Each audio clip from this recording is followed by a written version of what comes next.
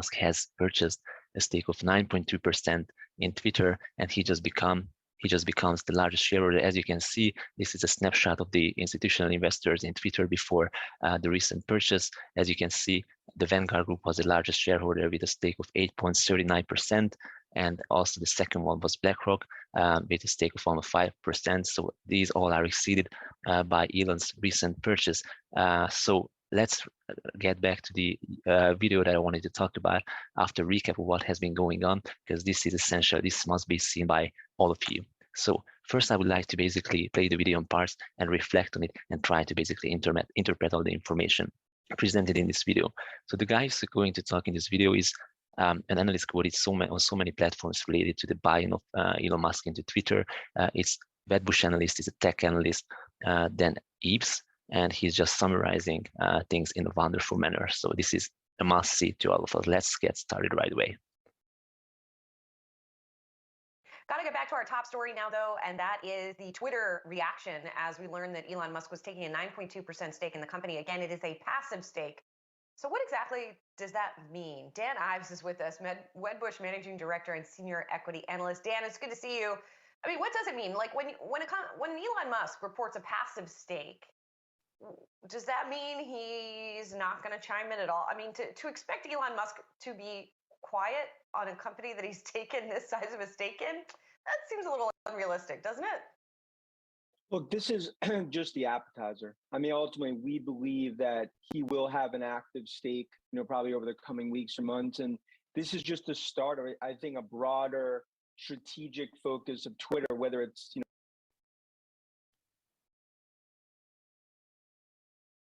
changing the slate, changing the management team, or ultimately a buyout. So just to be clear, I mean, this is just the start of what I believe is going to be a much more active role for Musk at Twitter.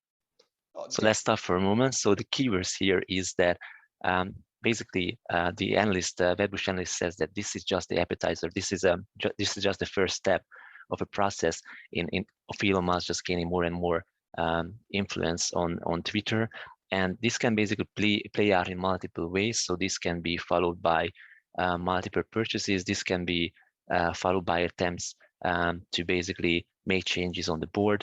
This can be followed by lobbies to turn the strategic direction of Twitter into that preferred by Elon Musk. But what's definitely basically shaping out is that this is just an appetizer, and Elon Musk would like to get more influence definitely in Twitter. And potentially, so one scenario is that the recent purchase would be followed by multiple stakes, basically that would be purchased by Elon, and that could basically considerably support the stock price potentially in the upcoming period. So this could be one pillar of support for the stock price. It's not something that we can take for certain, but things can play out in this direction as well. So let's see what else is coming out from this interview. Yeah, hold on. Elon Musk is not buying Twitter. Do you think he could actually make a play for Twitter here? This guy is trying to change the world with SpaceX and electric vehicles via Tesla. Do you think what is the probability on something like that?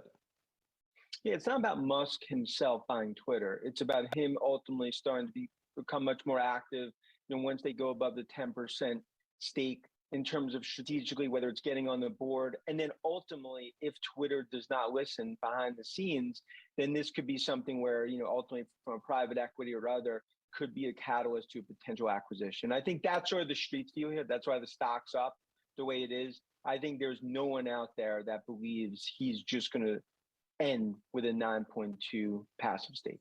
So as you can see, this is probably the bottom line of this video. So there's no one out there on the street who is just viewing this as Elon Musk ending up with a 9.2% passive stake in Twitter. So as the analyst mentioned, this can play out in line with multiple scenarios. It can be basically a series of purchases.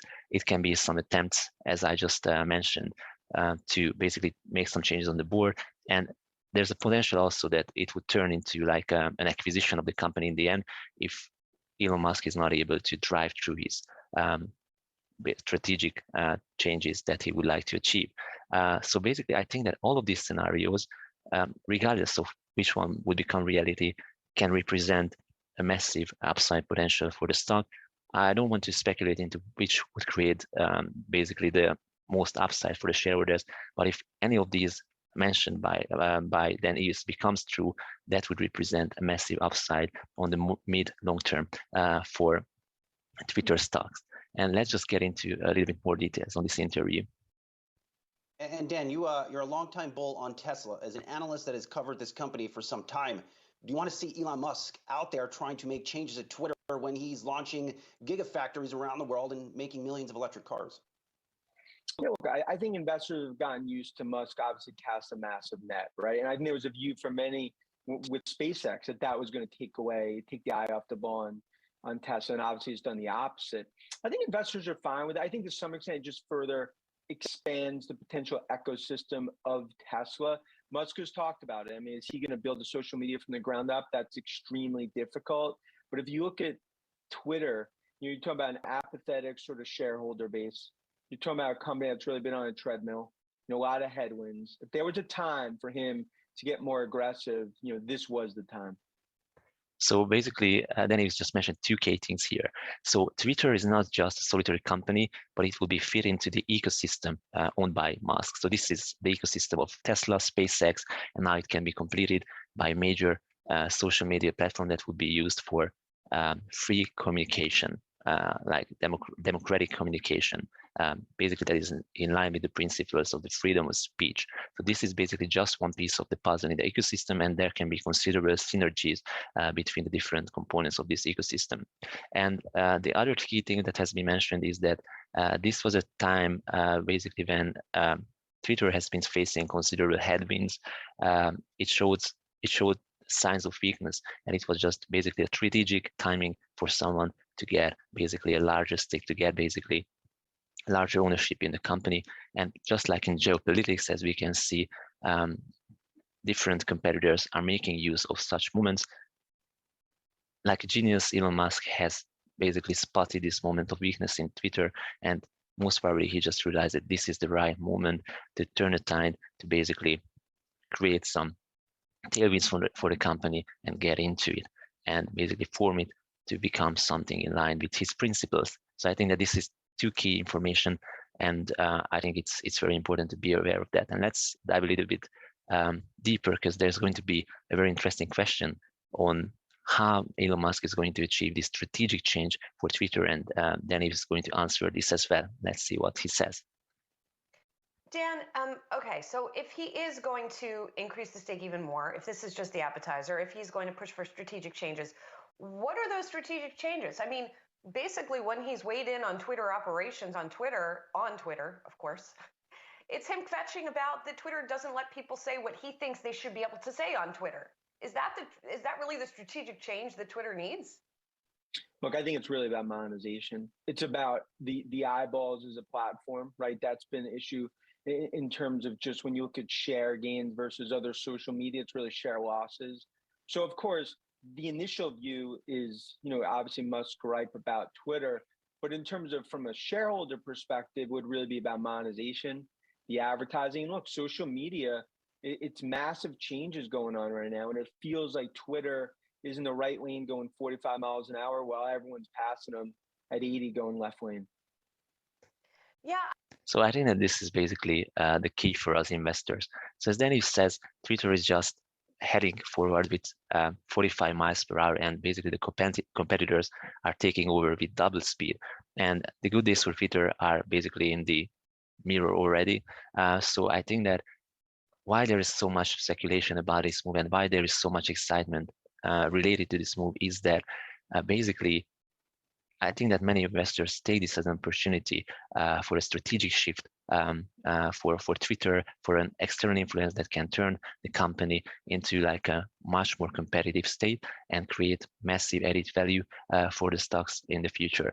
So basically, just to summarize it once again, so what Elon Musk's most motivation, like he's mostly motivated about getting more influence in Twitter. So this is obvious. We are not yet sure how this is going to play out. It can be basically a series of multiple purchases that can theoretically support the stock price higher. It can be also some kind of attempts of getting influence, changing the board, or getting a strategic change. This can also create added value for the company. This can also increase the enterprise value for Twitter, and as such, the fair intrinsic value of the stock prices.